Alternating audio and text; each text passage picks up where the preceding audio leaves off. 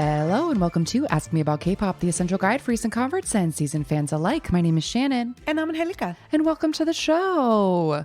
We have a really exciting interview today that we can't wait for you guys to hear. Yeah. But before we get into it, I just wanted to make a quick announcement up top so that people don't miss it. So last week was our 250th episode. Yes. So to celebrate that, we're having a sale in the merch store, askmeaboutkpop.com. I'm going to extend it till the end of May just because I feel like celebrating May longer. Is a happy month because it's shiny. Because it's shiny month. Still shining. Yes, we're all very excited about that. But if you want to get some Ask Me About K-Pop merch, askmeaboutkpop.com and use code AMAK250 at checkout for 25% off your entire order. Oh la la. Ooh la la, to celebrate our 250th episode. So I just wanted to put that out there right up top. If you've been looking to get a cute little Ask Me About K-Pop clear vinyl bag to take to your next K-pop concert, you should do it. Cute little AMAK magnets to decorate your fridge, or maybe even a Join Us keychain to share with all your friends and convert them into K-pop heads as well. AskMeAboutKpop.com. So right now, we're about to take you to an interview that we did with two incredible women who are doing God's work for real in the K-pop world. Yeah, they are absolutely like, I don't want to say changing the game, but like elevating the game of music PR here in the United States, which is so exciting for us as K-pop fans.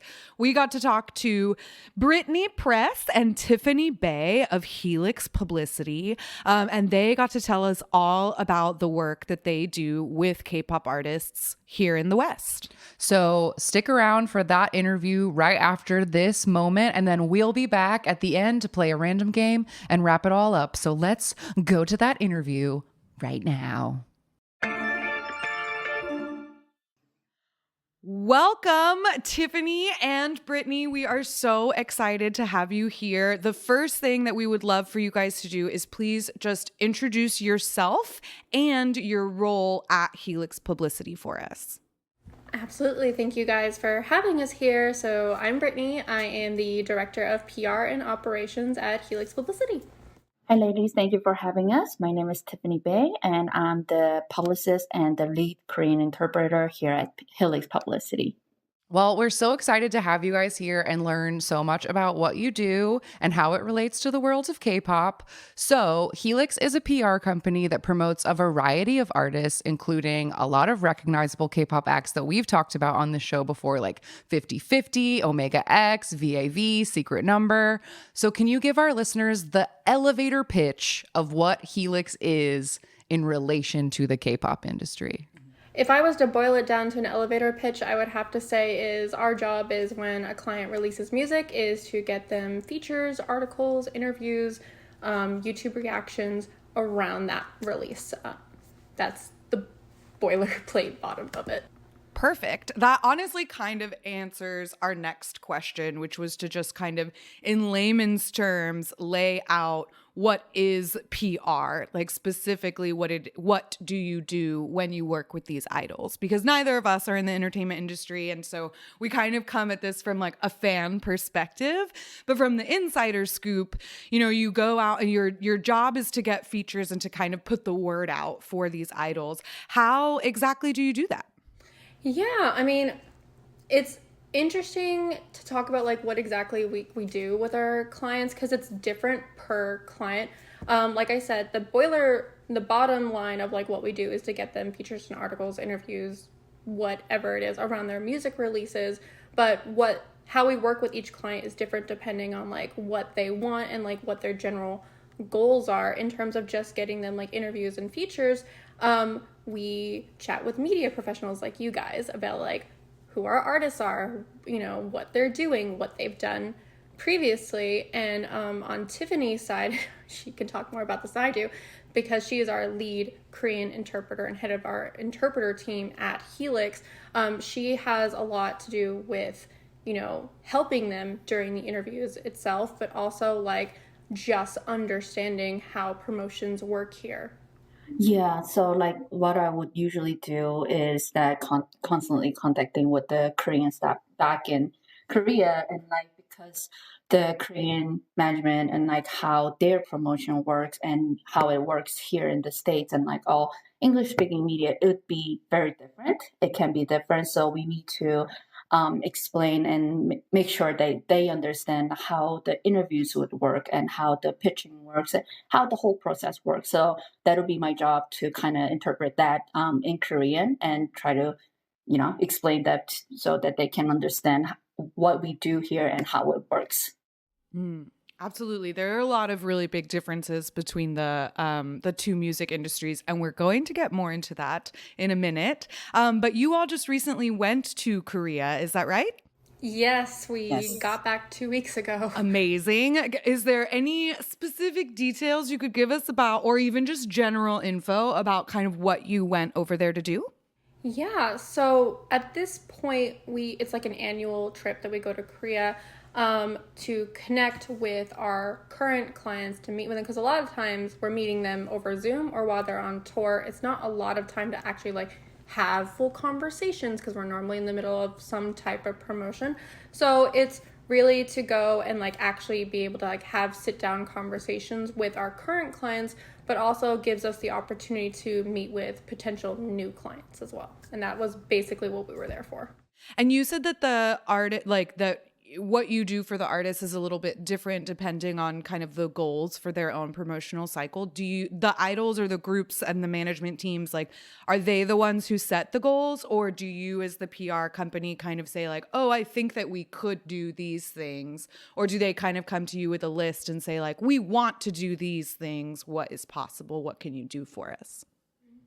It's a combination of both of those things that you've mentioned. So generally when we're speaking to a client, there are goals that they want to hit, but because the way our music industry and media relations work is so different than how they do it in Korea and in Asia in general, it's sometimes we have to be like, okay, these are amazing goals, but they're going to remain goals. Here's what we think we can do in the interim of getting there, because just to dip it to a little bit of the differences out in Korea specifically is like it, as long as the people within your agency are well known with their media, that they can almost go on anything as long as like they are in touch with the right people. Whereas with us, we can be in touch with the right people, but it takes a little bit more convincing because, the same people I'm reaching out to, everybody in North America is reaching out to those people. So it's more of a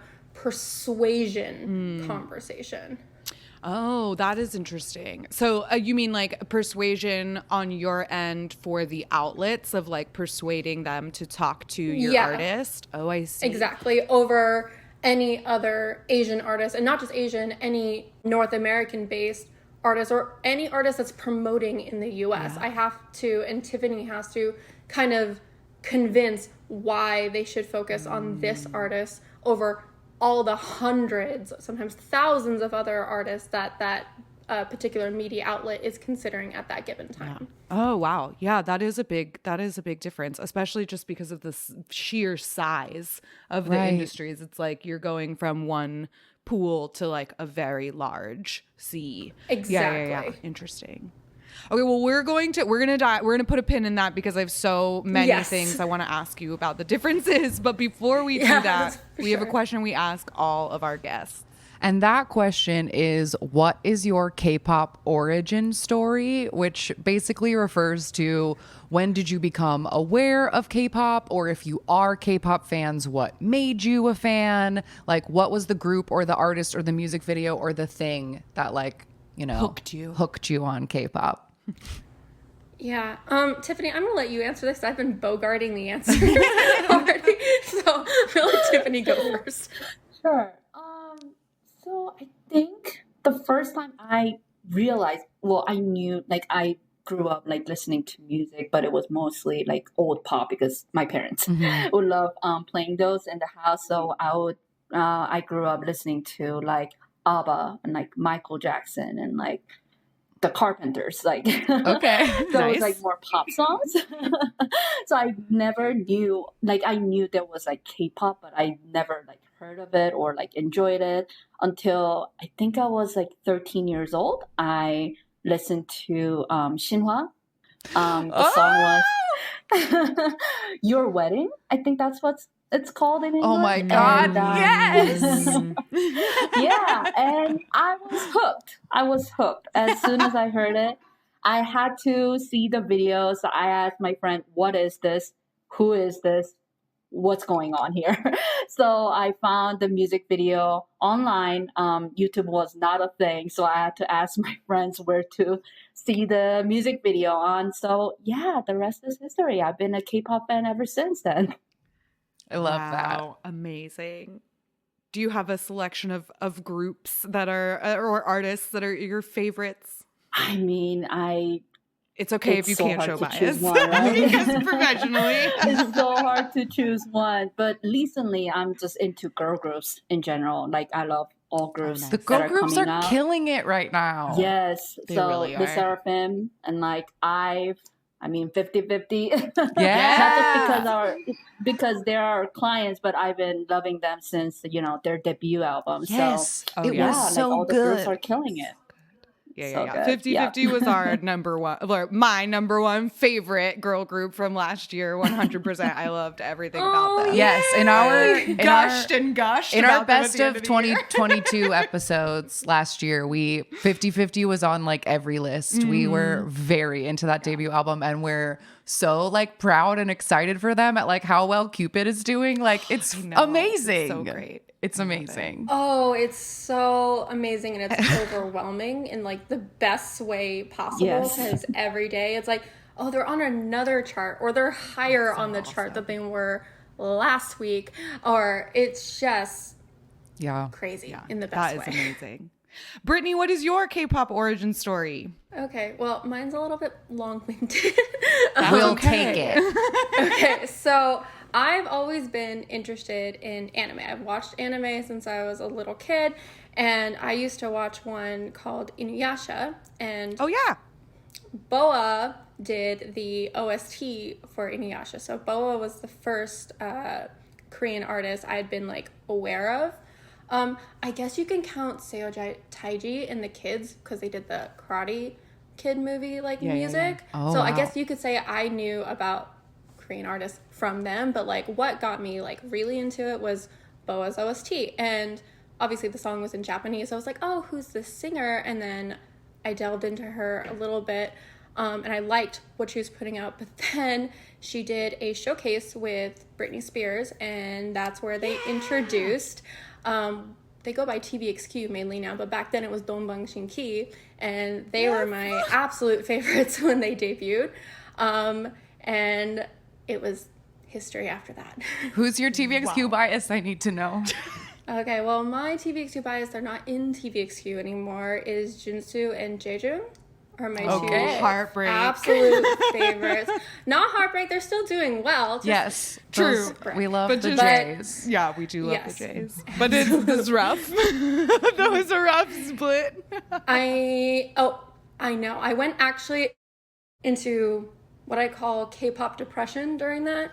Of course. So I went into K-pop depression when that split happened.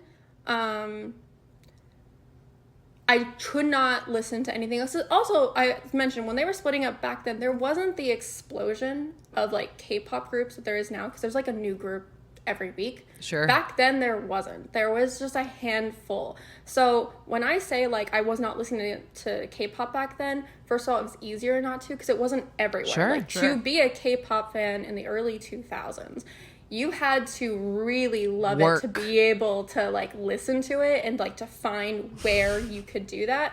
So when that split happened, I was really upset and I was like, okay, I can't deal with this anymore. And I like took a break from listening to music. I still kept up with like their activities and stuff, but like I wasn't so much as like consuming because when you consume K-pop, it's not like you're just listening to music. It's a whole thing Yes, you're consuming. absolutely. So like I dropped out of like how much I consumed at that time. But eventually I got back into it thanks to groups like Monsta X. And then I was like, okay, I'm back. So Yay. We love We're our very big monster moment eggs. big. That's very nice to hear. We're honestly big fans of like everyone Everything you y'all are guys just talking named. about. This is great. We love TVXQs so much. I was Also, just wild. talking about where they are. Our dear friend Jenna, who's been on the show a bunch of times, Boa's Inuyasha soundtrack is also her K-pop origin story. Yeah, that's a lot of people my age that like I'm about to turn 33 and I'm Okay, old, yeah. but it's I'm fine. 35, she's 33, Yeah. so. But I think a lot of people our age then, that's how they got in because For sure. thanks to Cartoon Network, anime was a little bit more accessible because they had Sailor Moon and DBZ, and then Inuyasha was the next thing with like Trigun and some other ones that I'm sure I'm forgetting. I'm sorry to anyone else who like loves the show I did not mention. I found a lot of people my age like that was how they got into K-pop back then. That or the Wonder Girls, which they were also amazing. Yes. Another group that broke my heart.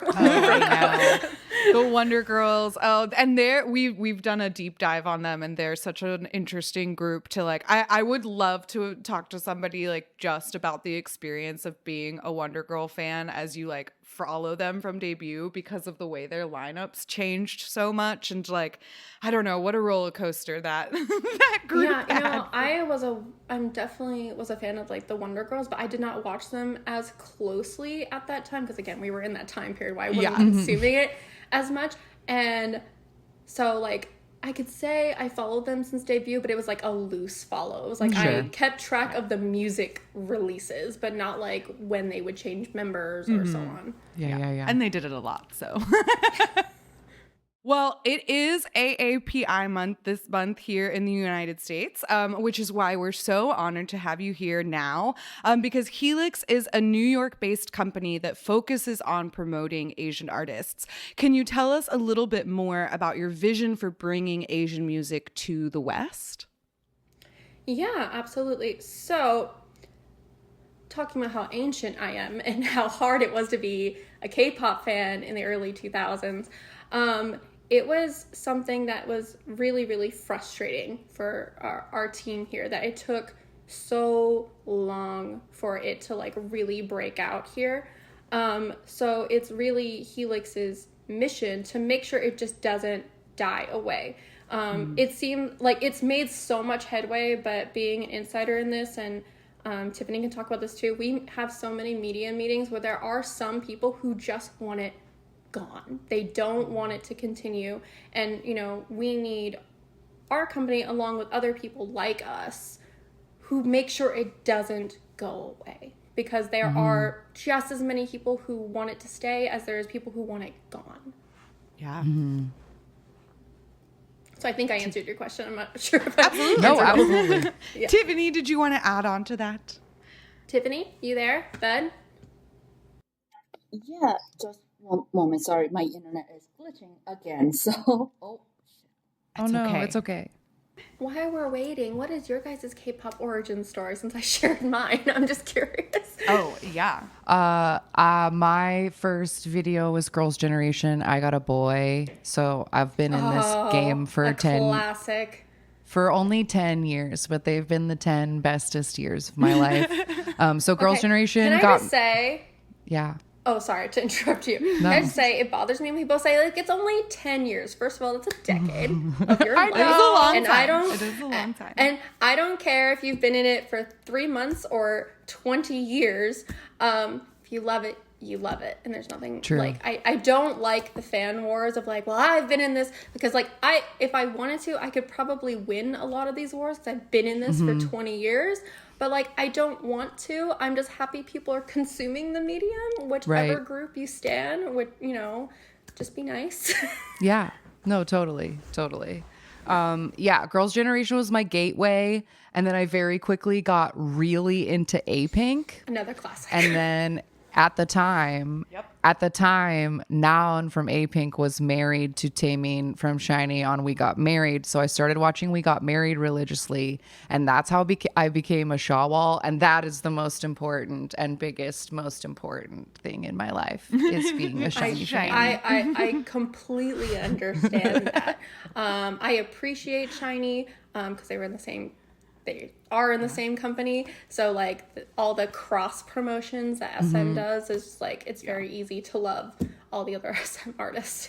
Yeah, it's so true. And like, I feel like all the SM artists, I'm just like very protective over. Yeah. Like, even if I'm not a big fan of their music, I'll just be like, but you're part of the family. Yes. The pink blood. It means something. Oh, no, poor Tiffany. Tiffany.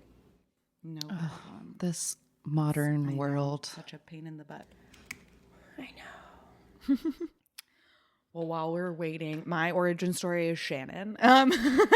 We've been friends for a really long time, since I was in high school. And so we always like bonded over, you know, like nerdy things that we were fans of. Like we've just always been like fandom pals. And then she That's got amazing. into, which is just really nice. We always have somebody that we can just like send something to and be like, this is so nerdy. I love it. And That then, is so crucial. It is so crucial to have a friend to talk about this stuff with, because if I didn't have like friends who I can like send like, did you see this, or like whatever, like it's whether it's K-pop or if it's like, you know, anime or something else that we're consuming together, it's so important to have like a friend to talk about it with. It's one of my favorite things about our podcast is that we've been able to build like a very beautiful community. So there are people who don't have anyone in real life, but like they always have friends and Ask Me About K-pop world to talk about those things with. Yeah. And I like providing people a space for that. It is nice. How are you doing, Tiffany? Are we hanging in there?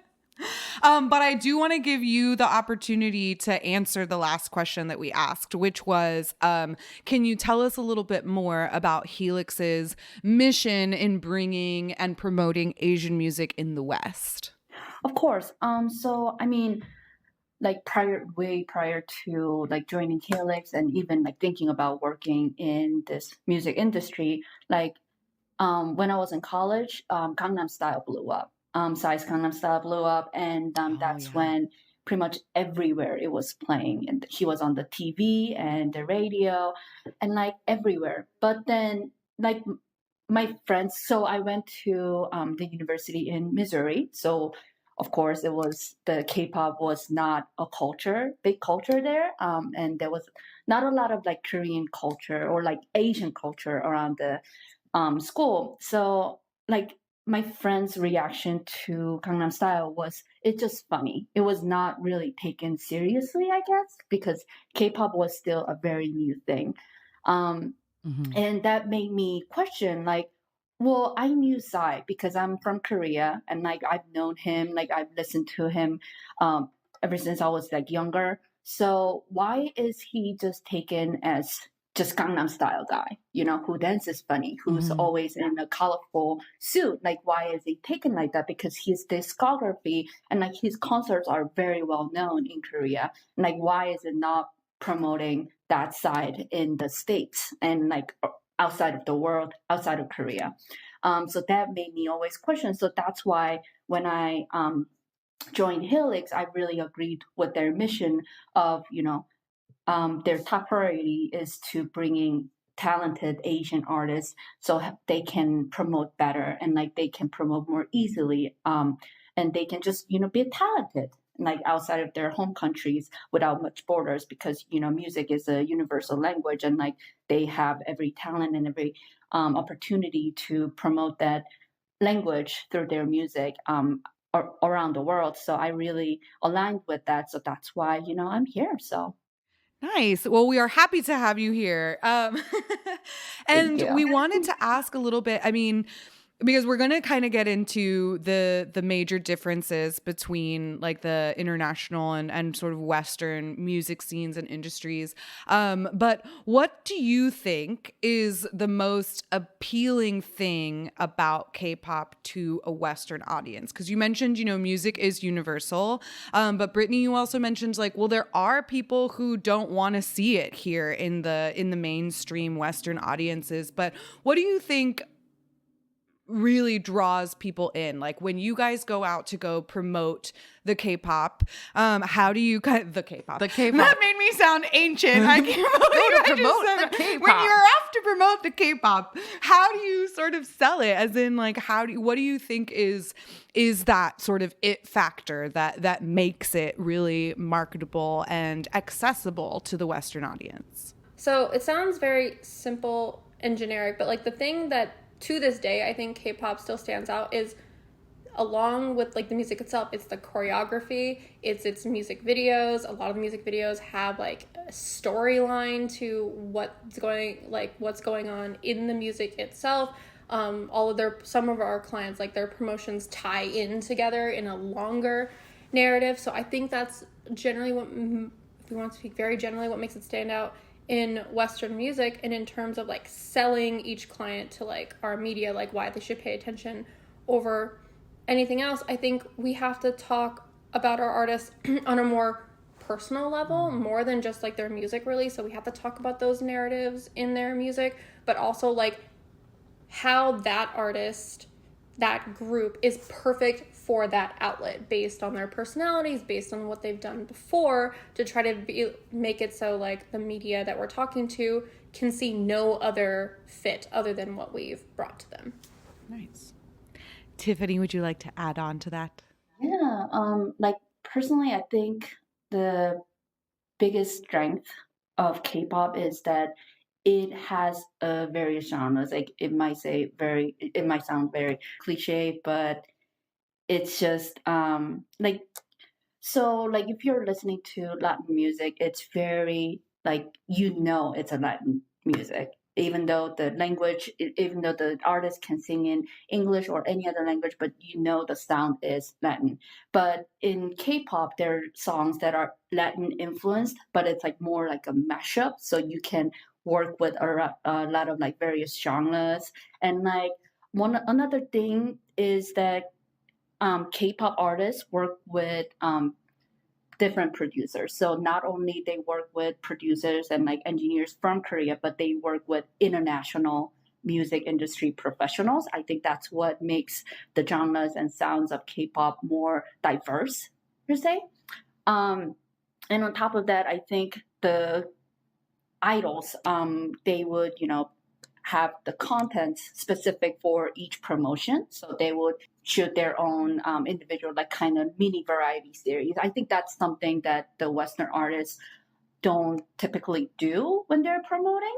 So I think that's something very different. It's like giving a little bit of extra on top of the music and the concepts and like the message they already included in their album, but they're just adding a little bit more extra so the fans can enjoy it, not just, maybe, there are K-pop fans that are not technically enjoying a certain artist's music, but they are interested in their content per se. I think that's yes, really like that makes the K-pop artists like really stand out, and like that's what's the difference between the K-pop artists and the Western artists, if that makes sense. Yeah. Those are absolutely things that we talk about like all the time, or try to explain to people in our own lives. Like, why do you like K-pop, or why is it different? Like, because there's so much content. Yeah. There's content in a way that there isn't overwhelming content. amount of content. And the performance, like it's a whole package, right? And like you were saying earlier, Brittany, it's like when you're consuming K-pop, you're not just consuming the music, you're also learning about the members' personalities. You're watching their reality show. You're learning the lore that comes with the story of the superpowers that are in this new concept, or whatever the case may be. And then like Tiffany, you were saying like, oh, well, sometimes people get into the group themselves and not even the music. Like that's how we became Monbebe, is that like we fell in love with the Monsta members, X, and we're like, well, they're so cute. The music became very appealing. Let me all start of a listening to sudden, the music because I loved them so much. It was the same thing with like Stray Kids, of like, oh, well, they're very charming, so I guess I can get on board with the music.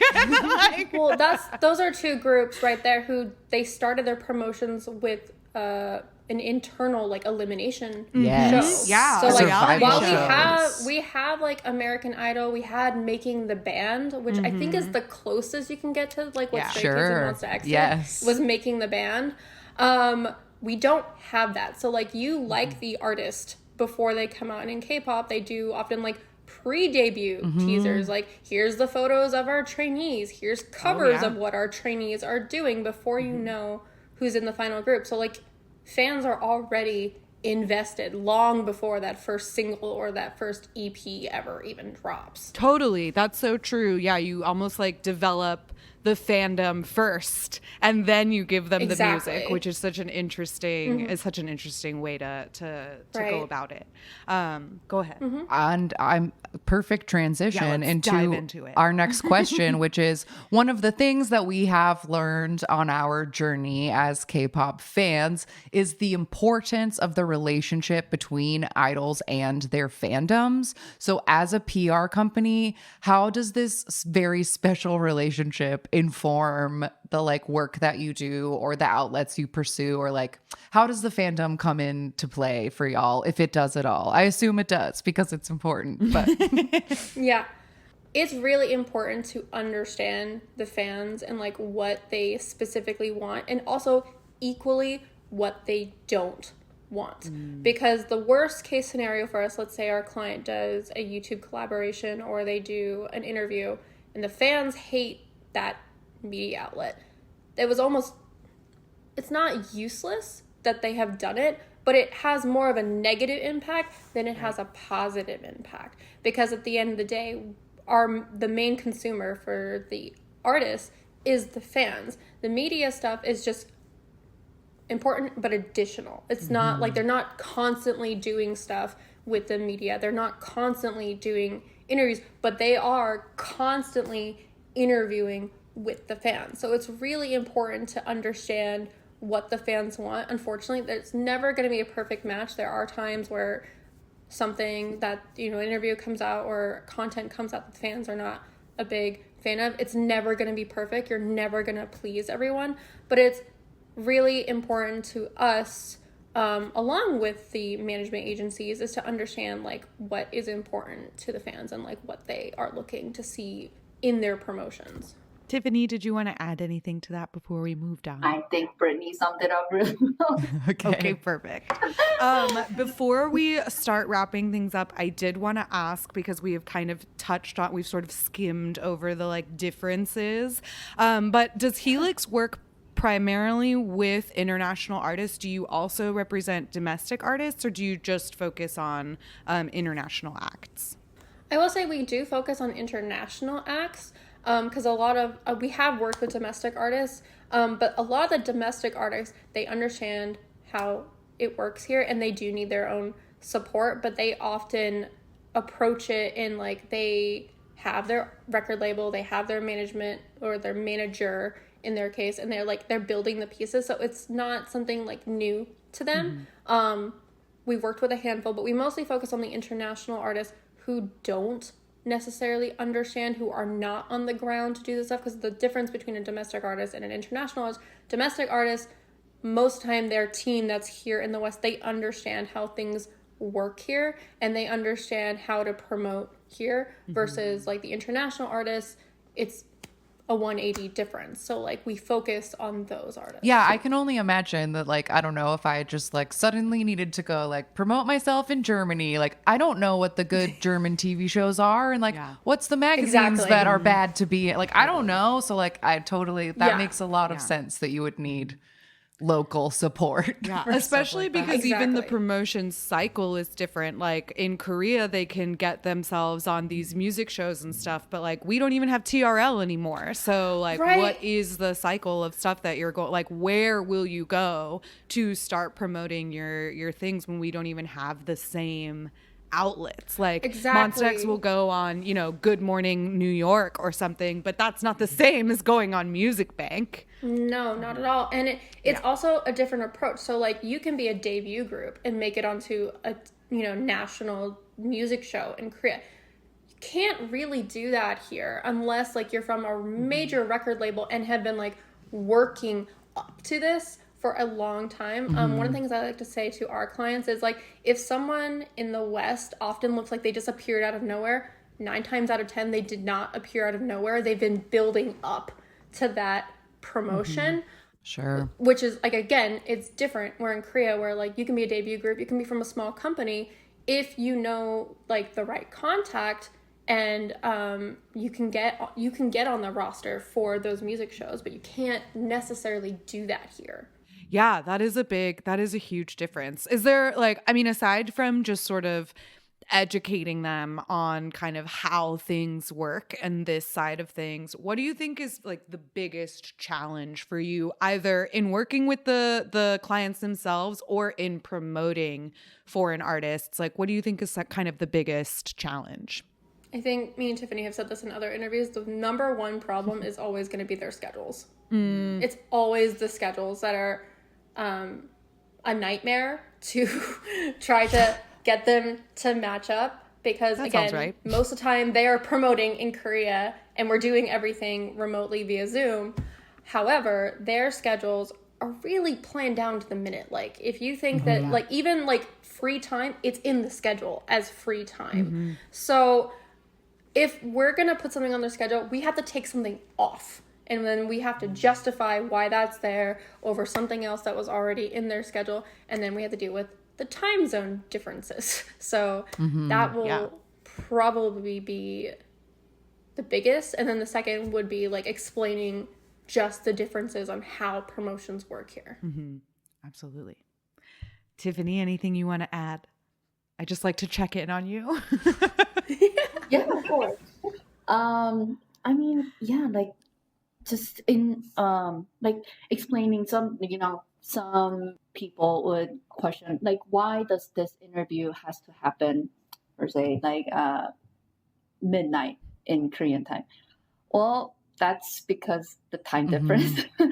And it's very hard to, we need to justify why we are having this interview, why this is important for this promotion. And like, we just need to justify like why that time works better than, because it's either super early in the morning for them or super late at night because of the time difference. Same thing for us because we are about, 13 to 15 hour difference from Korea. So it's totally opposite. So if they're doing it at night, we're going to be up in the dawn on the Zoom call. So we just need to explain that this is such media and like this is going where and like this is their Twitter handle and like blah blah blah. Like this is how the examples of the previous like artists that the interview for this media. So we just need to show the examples, and most of the times they would understand. But it's really hard to find the right schedule that works out for everyone. That's really a challenge. Yeah, absolutely. I can only imagine like the time difference alone, I feel like would be an absurd challenge, but then also knowing how busy idols are and how they really do work from like 4 a.m. until 2 a.m. or whatever, like they're working constantly. Wow, that would be, I don't envy your job in that sense for sure. I was gonna say anyone who's listening who wants to work in K-pop, we are not a 9 to 5 job. It's when there's work, there is work. Yeah. That is just how that has to happen. So you have to understand that going in. And I mean, it works for me because I've always been like a night owl. Like I always tell Tiffany, I was like, I'm only kind of alive by 10 a.m. But if you want like my brain is working, we're talking like 3 o'clock in the afternoon when it starts to actually fully function. But yeah, even when they're here on like tour promotions, again, it's planned down to the minute. Everything is planned down to the second. So the slightest thing could change the entire schedule. It could actually mess up the entire schedule. That's why tours often look messy. And some people may think it's like, oh, they didn't plan it well. No, it was planned down to the minute. But when you have things planned down to the minute and something changes even slightly, it messes up the entire schedule because of how tight it is. So it's not necessarily like someone messed up. It was something human happened and in a schedule that there's no wiggle room, because you can't plan wiggle room when anyone is here on tour. By the way, it's not just Korean artists or Asian artists in general coming to the West. When you're on tour, the schedules are always a nightmare. So sometimes just things get messed up because something human happened and now we have to rearrange everything. Yeah. Yeah. And I mean, God forbid, like an idol gets sick or like twists their ankle or something. And like, oh, well, now we've got to make time for them to go to the doctor. And like, we didn't schedule for that. Like, Yeah, exactly. So now something has to be lost in order for them to get the care they need, whatever. Yeah. We've Also, definitely. like if it's not in a go major ahead. city, like if it's not like in New York or LA, it's in something that's like a bit more suburban or something, their hotel might not be next to like any medical facility, or let's say, God forbid, they lose their passport while on tour. It's happened. And now we have to track down an embassy in that city that we're hoping that there's one nearby. So a lot of these things happen. I didn't even think about that. So many Idol moving losing parts. their passport. I bet Timeen's manager always holds his passport. Yeah. Well, because you're going from place to place and place, and when they're here, they're often either going to Latin America or they're going to Canada. So it's a lot of moving parts, and there's a lot of room for error, unfortunately. The stress. I'm like sweating just thinking about it. I'm not going to lie. We've only experienced this in the small chunks of being the outlet and knowing like that we being have the interviewer. we have the hour or whatever. Like we just see that one little chunk of it and know that part is stressful. But like a whole day of it, or a whole week of it, a whole month of it, like whatever Or the tour months takes, and crazy. months, however long the tour may be. Oh my goodness. Well, before we ask kind of our last question, I did want to give you all an opportunity to kind of brag on your team, because I know that Helix like boasts a very diverse, like women-led team, and we do want to highlight that and kind of give you guys an opportunity to really talk up the group of people that you've assembled as part of Helix Publicity, and whether that is, you know, kind of in the shared values and mission that you have, or even if you want to like highlight or spotlight a particular person or some like proudest moments or achievements. This is your chance. Brag on yourselves.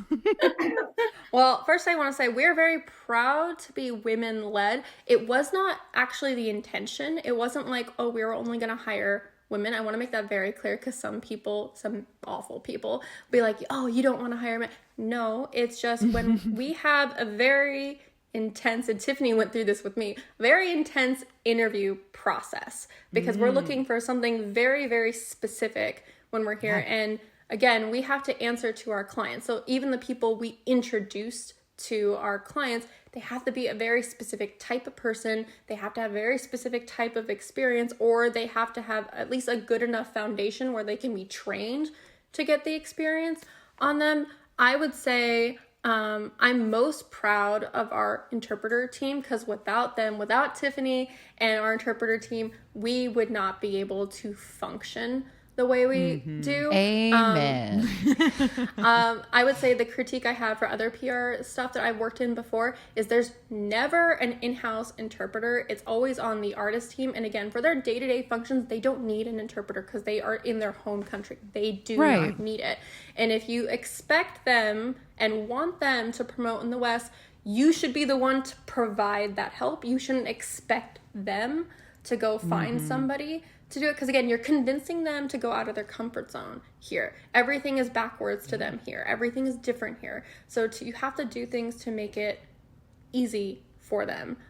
So I'm really proud of our interpreting, and it's not just because she's here. Tiffany just got a promotion. She has been our lead Korean interpreter for a while, but she has been working with me on the publicity side of things because it just made sense. She was part of all the publicity schedules, so she was a publicity assistant. But she started out as just an interpreter to a publicity assistant. Now she's just a full-on publicist. She'll still be working with me, but she's going to start working on some independent publicity projects on her own. Exciting. Congratulations. Along with our interpreter. So I'm really proud of her growth specifically. Thank you. Thank you, Brittany. And like, I want to add on, like, because I was going to say that, you know, we take a lot of pride in all of our work, but especially in our interpretation and like translation work, because we really prioritize the details. We want to make sure that our client artist messages are transparently delivered to anybody who's reading, who's doing the interview, who's listening to them. So whenever our interpretation team member does any of the transcription or like subtitle or translation work, interpretation work, I would be the one who would double confirm. Like I'm very happy and like satisfied with their work, but I just want to make sure and put the final details to make sure that our clients' messages are transparently and very honestly gone through for everyone to understand easily. So I think that's something that we take a great pride in. And of course, our amazing director, Brittany, has helped me through to become a publicist, because before joining Helix, I wasn't too familiar with the publicity field of job, because I was a marketing person and like I was a graphic designer. So I was kind of, in line with the PR work, and I've worked with publicists, and I knew what they were doing, but I wasn't too familiar of a music publicist. But then Brittany has helped me to really learn about the whole background of how this works, not just the K-pop, but the music industry in general. And she gave me so many feedbacks. She continues to give me feedbacks every day. Like pretty much we do our weekly check-in just to make sure that we are on top of everything, because we have a lot to handle, and we just want to make sure that we keep each other sane and we make sure that we do. That's important. We go through the list of to-do list to make sure that we are handling everything properly and clearly. So I think, like we are doing a lot, but like we have an amazing director who's reading everything very, very well. So this was not scripted to anyone who's listening, I swear. No, we just, you got to take advantage of the platform and highlight the people who need highlighting. No, I love that you all pointed out that you have an in-house interpretation staff, because that sets you all apart in a real way. Because like not only is, interpretation, translation, like that kind of thing is so sacred to, international fans in particular, but also to the artists themselves who are so intent on delivering a very specific message to their fans. So to like provide that for them and be able to give them that sort of reassurance that it is going to be accurately translated.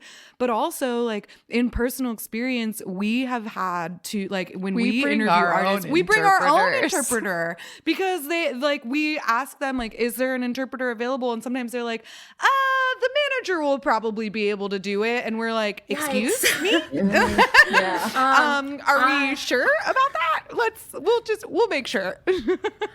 There are a lot of amazing, bilingual, trilingual managers out there. But like to be a manager on top of having me interpret, even Tiffany being a publicist and an interpreter, like when she has her publicity project, she will be working with another interpreter, because you cannot be both. I mean, you can, you just won't be as good as you could be if you did that. So I've been in situations where we had clients that was like, oh, we can do it ourselves, because the artist knows that manager, so they think, oh, it's more comfortable if they go with the manager, because the artist knows the manager knows how they speak on a day-to-day, but it's better.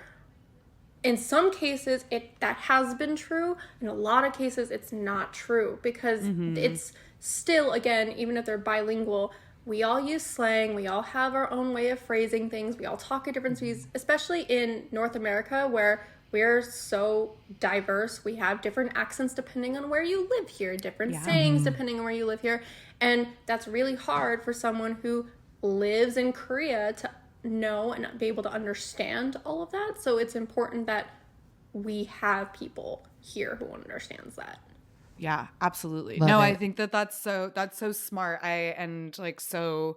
That's such a, I don't know how to say this, but like what a coup for your company to have of like, yes, that is awesome. And then to like, you've just really thought about kind of all angles of, okay, well, if we want to bring in these international artists, then not only do we need to make sure they're educated on how things work, but we also have to give them the resources to be able to like navigate all the outlets that they're going and to to make talk sure to that they are presented properly, like Right. the care in like choosing the correct outlets and making sure everybody is, properly interpreted and stuff like that is very important. And also, like, there's no language that can easily translate into another one. Like Korean, and Tiffany, please jump in when they use a lot of like idioms, and they use a lot of like proverbs in like their examples. We don't have that here. Like we do, but we don't regularly speak in it. And but those proverbs don't exactly translate. So it's really important to have someone understand. So like our Korean interpreter team, all of them are Korean. It's not just someone who learned Korean, which is commendable, but it's important to us that we actually have someone from the same cultural background as our artist as well, other than just being really good interpreter, to understand those differences. Yeah, that makes a huge difference. Yeah, and like I try to watch like new dramas and like movies just to keep up with the new slangs. Because and just the pop culture references in general. Like people might be like, oh, he looks like that guy from that very popular drama that everyone knows. Like you gotta know when something's being referenced. Yeah, the context. And like it's very important to understand like what they are trying to say and really understand it. Sometimes like I would like add on my own explanation to give more background to it. So for example, if an idol is saying some proverb or some saying, then I would say, this is what that means. And like in Korea, this is translated as this. Because so I think that's those little details that as I mentioned earlier, that's the details that we take great pride in, because all of our team members understand what those are and can explain how what that means in English. So yeah, that's so important. And I think even also just the understanding that you all are bringing about K-pop to the work that you're doing, because it's also like, and we're just talking from experience, but like we've talked to some PR companies that are like, what is K-pop? But they're contacting us because they're promoting a K-pop artist. And we're like, you are really lost here, aren't you, friend? Like, it's okay. We'll help you. Sad. I know it's true, but it makes me so sad. We talked to someone that wasn't in a PR. It was like a ticketing agent or something. I forget the exact title of this person, who tried telling us that K-pop has only been alive as a whole for 5 years. And I was like, I'm sorry, what? No. I'm sorry, what? Wow.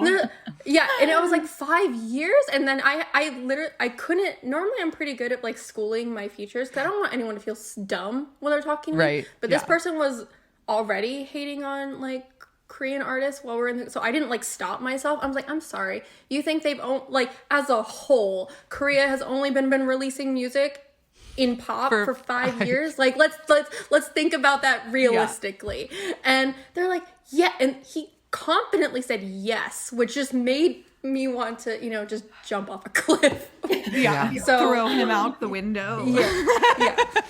So yeah, people like that to this day still exist. That conversation happened fairly recently. So oh God.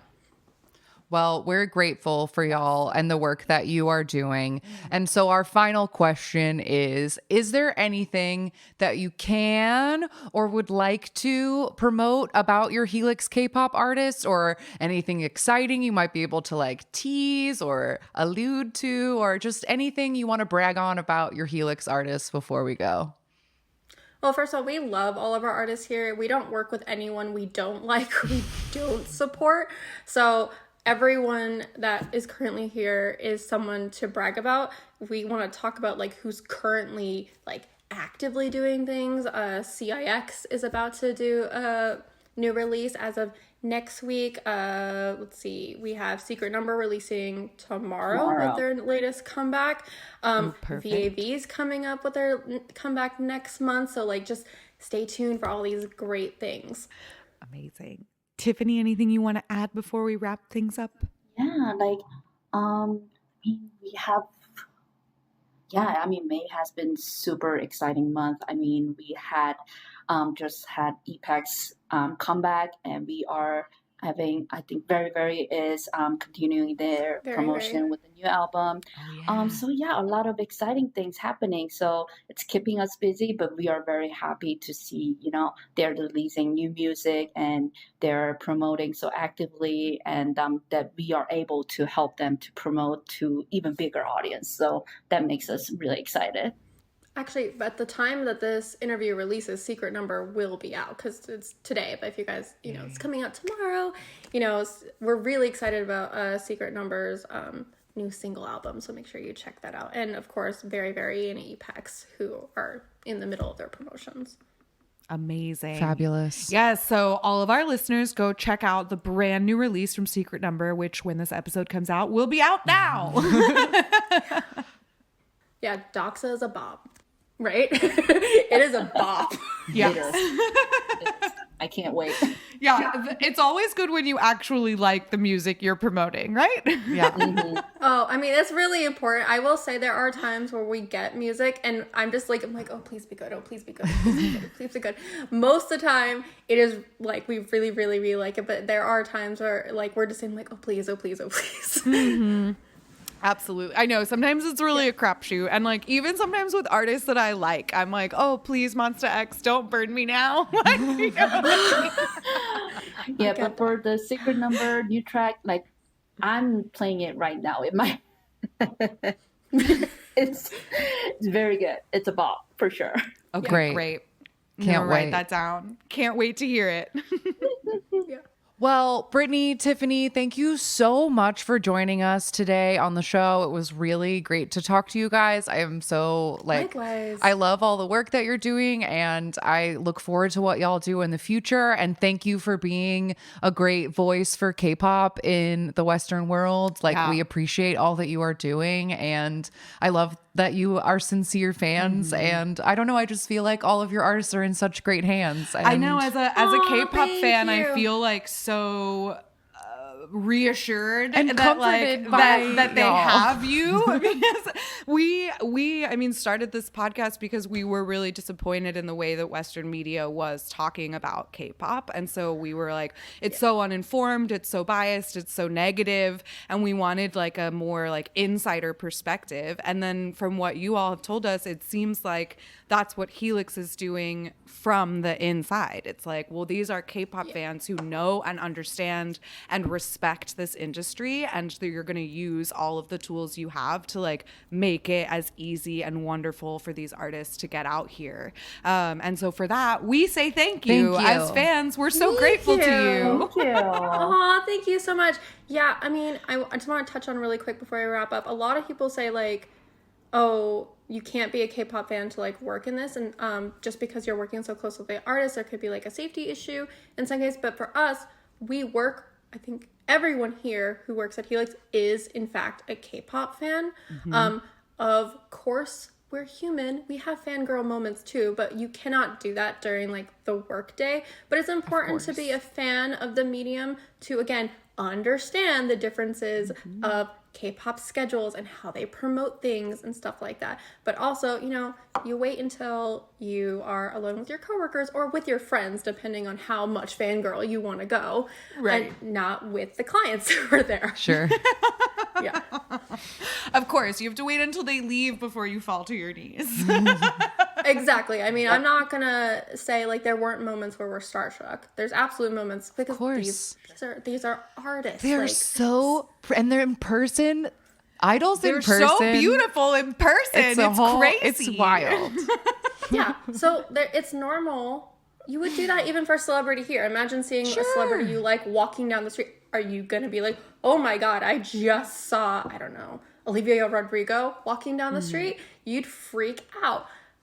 Totally. That's a normal human reaction. Yeah. Shannon lost her mind when she met Lance Bass. When I met Lance Bass at my old job, That would be a moment. I think I'd freak out if I met Lance Bass. I was very good in the moment. I shook his hand and I was like, it's so nice to meet you. And like she said, as soon as he left the room, my knees literally gave out from under me. I was like, oh my God. And I didn't think I'd have that reaction because I hadn't thought about NSYNC in 15 years, but like my inner 12-year-old was like, Lance. 100%. I think it's a misconception, especially for women in the industry, unfortunately, is like, oh, if you're a fan, you're a fangirl, you only want access. And maybe that's true for some people. Sure. It's not true for all of us. And you just have to know when it's okay to be your full fangirl self versus like, okay, it's time to work and be professional. And again, remember at the end of the day, these people, whether Western, whether East from the East, Korean, American, whoever, they are people. Imagine if you were going up to your friend and you were like, oh my God, I love it. Your friend might be like, what is wrong with you? Like, what, are you okay? You know, that's just what you have to remember in engaging with these artists as a fan, as a professional in the industry. They are a person with everyday problems, everyday wants, wishes, emotions, and if you freak out at them, you're gonna have the opposite reaction of what you're looking for. Yeah, that's so important to remember just in general too, is that like these idols, although we call them idols, they are people. And even just from a fan perspective, like it's important to remember that they're just a person and they're going to make mistakes. They're going to have highs and lows, and we have to be understanding of all that comes with just being human. Exactly. Yep. 100%. Well, thank you again so much, ladies, for joining us. It was an honor and a privilege, and we are so looking forward to keeping up with your artists and to keeping up with Helix and seeing what you all do next. Thank you for having us. It was so much fun. you. That's part of my work day. Great. All right, we're back, and we really hope you enjoyed that interview. We surely did. I loved talking to them. I love K-pop fans doing K-pop work. It's just good for everyone, okay? I mean, not only like the work that they do is so careful and detail oriented and like truly with the best interests of the artists in mind, which as a K-pop fan is just like so lovely and heartwarming to see and hear, but also knowing their origin stories that go all the way back to like Boa and Inuyasha and like So Taiji and like Shinhwa. Like we are talking OG K-pop fans, and like no one better to take our little K-pop artists into their secure Little hands and bring them to the world of the West. Like, oh, I'm so glad artists have Helix. Me too. I'm so happy about it. I am too. But now it is time to play the random game. And this week, the random number generator gave us a very short-lived boy group called Wonder Nine. Yes. Spelled 1-THE 9, like one the nine, but it's like 1 to 9. 1 to 9. 1 to 9. Yeah. This was a 9-member boy group who was formed in 2018 on a survival competition show called Under 19, which took a bunch, like almost 60 trainees who were all under the age of 19. And they debuted originally in 2019 and were slated as a temporary group for only about 12 months. But then because of the pandemic, they had a lot of stuff that was postponed and rescheduled. And then eventually they did disband in August of 2020. But they put out quite a bit of music while they were together. They put out 4 different EPs, and their debut EP went to number 7. Yeah, so their most popular music video is still their debut music video, which is called Spotlight, and it's from April 2019. So we're going to check that out. If you want to watch it with us, just pull it up and press play when we say go. And let's check out Wonder Nine. Wonder Nine. Wonder Nine. Wonder Girls. Okay. JYP. Here we go. Spotlight. 3, 2, 1. 3, 2, 1. Go. Okay. It's like kind of like a Western vibe. Horns. Honestly, sounds like Tejano music a little bit. Yeah. Very Latin beats. And so far, these boys are just like on a rooftop. Oh, that was the switch. Oh, that must be another song from the album, like one of those situations. Okay, so now we have two guys that are like in a school radio. The high school radio station. Oh yeah, they're making announcements at school. Oh, this is a public school. There's no uniforms. everybody comes into the gym. All right. Because we're going to record choreography. Maybe. Or we're just going to stand in the spotlight. Okay, Wait, that was what? yet another intro song. Is this the real song? I now? don't know. I'm so confused by what is happening. Yeah, now I'm just curious. Like, if you put the CD What does the on, then song what is sound the like? song? That is exactly what I was just thinking. Okay, but anyway, Maybe now we're in this? an alley and we're dancing.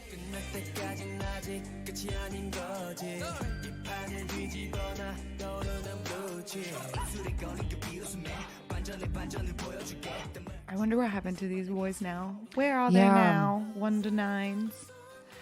Well, I guess they were always supposed to be temporary. Yeah, But you never know with those temporary groups. yeah. Sometimes they do other stuff. Sometimes they disappear. This sounds familiar. I feel like I've heard of it. I mean, it's honestly like just really, really derivative that's of true, like that's this is a true. really common beat. Yeah. and like Yeah. Yeah, I don't know. It might just be reminding me of other things. yeah. But it also kind of sounds like the very, very beginning of the like sort of Latiny is Yes. the thing. So was it? I don't know. Okay, wait. Here we go. 2 of these members are in Way now. Cool. WEI. Someone is in Blanky. Oh. But I think they disbanded already. Oh, did they? Or something happened with Something Blanky happened to recently, Blanky? I think. Oh, we got an Omega X. Oh, okay. No, Blanky's still together. Okay. But Youngbin was removed in 2023. Okay. Last month, February. Just that was not last month. 2 Just Be members. And a couple left Cypher. So yeah, most Oh, of them okay. have ended up in other They're groups in now. other little new boy groups. Fair Okay. enough. Okay. There you go. Good for them. They're all right. They're still around. doing it. It's okay. always I just get have to worried know about them. how sad do I need to get while we watch this? How much of a bummer is this?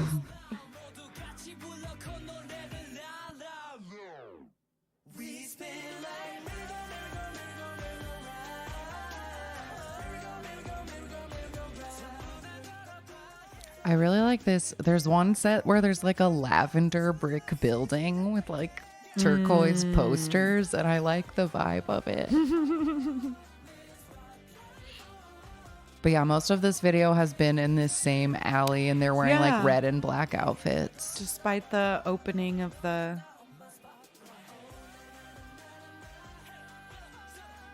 school setting. Oh, that's fun. Cute little wave.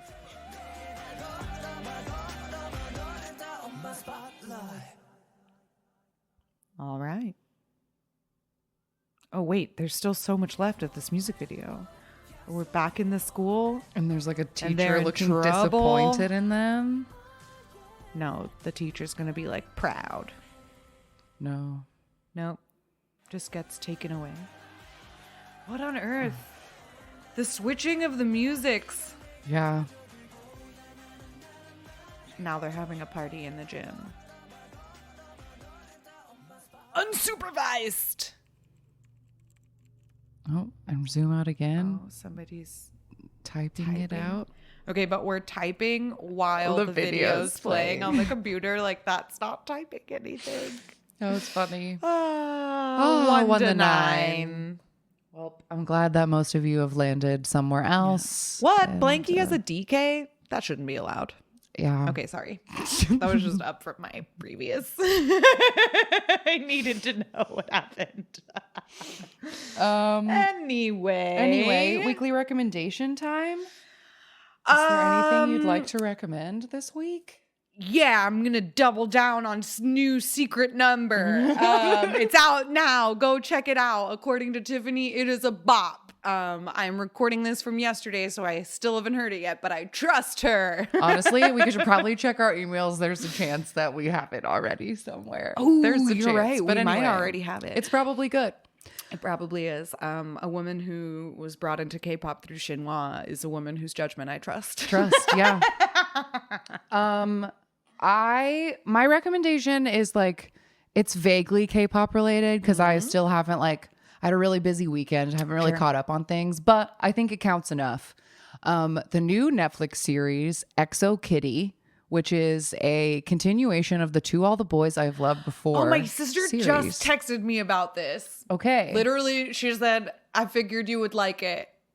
Second message, it's in Korea. I was like, oh, okay. Yeah, so the little sister character from the other 3 movies in the 3rd movie gets a Korean pen pal boyfriend. I think they visit Korea for like a minute and they meet at like Namsan and they have like a moment. I don't remember how it's set up because I hated the second 2 To All the Boys I Love Before movies. Anyway, they made a TV series about the little sister where she goes to international school in Korea. So it has all of the vibes of a K-drama. Like oh my God, the second lead in this. I have not felt this way about a second lead like in a while. Oh no, since Gongmyoung. Yes, but it's like high school K-drama, but it's mostly in English. So it like feels familiar, but also you can fold laundry while you do it because you don't have to read subtitles. Oh, that's always nice. But the reason I'm recommending it is that the K-pop needle drops in this show are out of control. Like I'm talking 6, 7 K-pop songs an episode, and the episodes are like 25 minutes long. Wow. And I won't spoil it, but there was a surprise K-pop idol cameo in it that made me really happy because I did not expect to see him. And anyway, it's just like a fun little high school show, and it doesn't have anything to do with K-pop, but I think it's fun to hear K-pop in a popular Netflix TV show. It's so like when that was exciting to me. Netflix show Lucifer played Shiny Lucifer, yeah. like during a fight scene. It's just fun. Yeah, because it's so random. But this is like it's very heavily featured. Nice. So I think that's fun, and if you're looking for just a silly little show to watch, check it out because I stayed up really late to watch it because I thought it was going to be a movie. So at midnight, I was like, all right, let's watch EXO Kitty. And it was like, this is a TV show. So I watched like 5 episodes in one sitting. They go fast. They do. But anyway, just wanted to recommend that. And I still haven't, Honey put out his first solo album yesterday. I still haven't listened to the whole thing. So like, can't say shit about that. Like IM's coming back soon. Like, I have, and Shiny Beyond Live this week. Hopefully they'll preview the new album, which we now know for sure is coming out in June. Yes. So we'll see. I believe it's called Still Shining. What the rest of this Shiny week brings us. I hope it brings us fun little surprises. And I'm just so excited. I'm so excited. Everybody get ready. I cannot freaking wait. I'm so excited. I'm like almost sad that it's coming out in June because it's not now. It's not now, but it will be June in a week. I know. So it'll be okay. I literally just said something happened last month in I just referenced February as being last month. And it's almost June. Yeah. Wild. That's fine. It's cool. I'm totally on top of my shit and ready for it to be June. It's not a problem at all. It's fine. But that is it for this week. If you would like to get in contact with us, we can be found at AMAKPopPod on Twitter and Instagram, AMAKPopPod@gmail.com for emails, 181-AMAKPop5 for texts, voicemails. You can send us mail to P.O. Box 26096, Los Angeles, California, 90026. Again, askingaboutKpop.com. Merch, 25% off the rest of this month with code AMAK250. Celebrate 250 episodes with us. Get a little discount on your merch. Patreon. Which isn't very expensive to begin with. It's all pretty cheap anyway. Patreon.com/AMAKPopPod. I am doing recaps for The Heavenly Idol right now. It is a K-pop drama. Queendom puzzle recaps coming as soon as that airs starting next month. I do plan, I saw somebody in the Discord being like, did Angelica ever do more than 5 episodes of Kin Porsche? No, I did not because my microphone cord broke. Yeah, we need to get her some new equipment yet. But I do, like, my summer break is happening soon, so I do plan on finishing that. I did not abandon it, I promise. I'm just bad at Yeah. it. It's okay. This is why I don't have a podcast on my own. It Right. would never get done. Also, I probably will because I think next month it will be 6 months and I think it'll be a fun treat. I think I might put our birthday party episode up on Patreon soon. Because we have that. Yeah. So anyway, and there's also like so many videos. I reorganized the Patreon yesterday and we have posted 58 Patreon episodes, whether they are videos or audio episodes. So there's a lot of content So on much there is the point. So you can go check that out. Linktree/AMA Kpop to go join our Discord and talk to other listeners. You can find our YouTube, our Spotify, other stuff there. And that's all the places. Thank you so much for listening. Thank you to the girls from Helix for spending time with us today. It was so nice to talk to them. Please support all of the artists that Helix represents because they're doing great work. They're doing great work and they it's great. only work with people that they respect. So I like that. So that's great. All right. We'll talk to you soon. Bye. Bye-bye. Jonghyun, you're our inspiration.